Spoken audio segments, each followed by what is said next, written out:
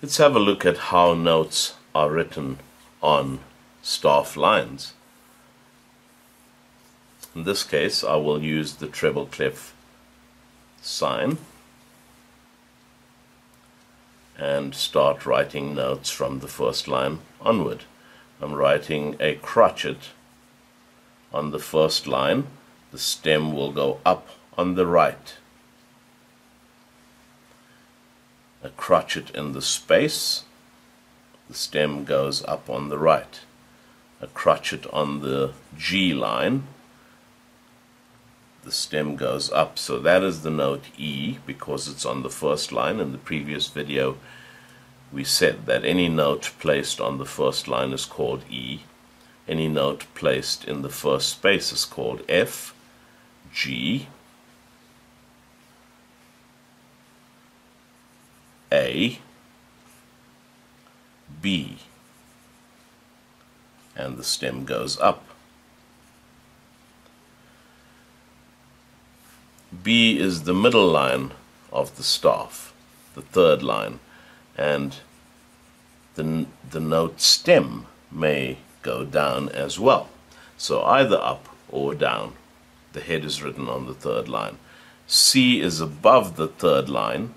Therefore, the stem will go down on the left-hand side of the head, unlike when the notes are below the third line. When the note heads are below the third line, the stems go up on the right-hand side.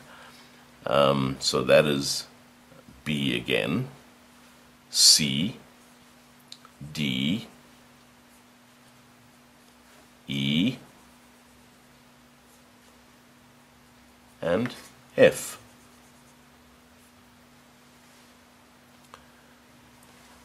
Now if I had to write quavers on the staff,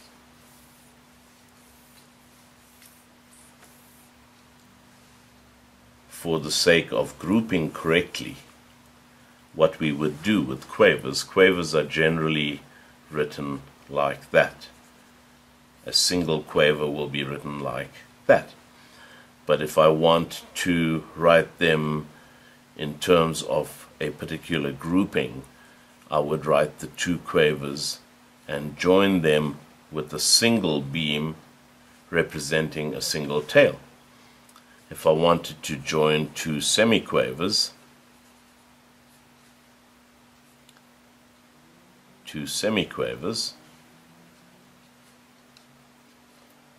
I would join them with the beam, with a double beam, because the semiquaver has two flags. Therefore I'll use a double beam representing each flag. When quavers or semiquavers are written in groups of 4, we would beam them as follows, and that would be equal to 4 quavers. Let's look at how 4 semiquavers would be beamed. 2 beams, and that is equal to 1, 2, 3, 4 semiquavers. So now I'm going to write these notes on the staff, and I'm going to use semiquavers. So I'll group every group of 4 semiquavers. So there's 1, 2, 3, 4.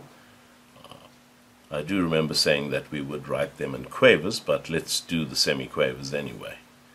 2 beams, and I've got my semiquavers beamed. E, F, G, A, B, C, D, E. They're predominantly over the third line, and we said the head on the third line, for the head on the third line, the stem may go up or down, but because the stem for E will go down, D and C, let's make the stem for B face down as well.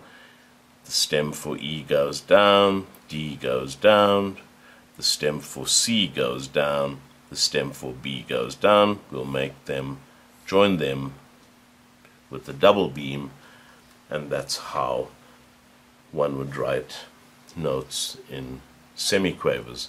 Obviously in quavers it would be the same arrangement.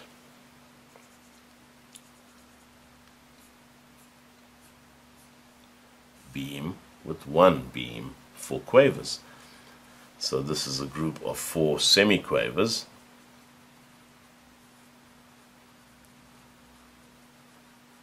And this is a group of 4 quavers.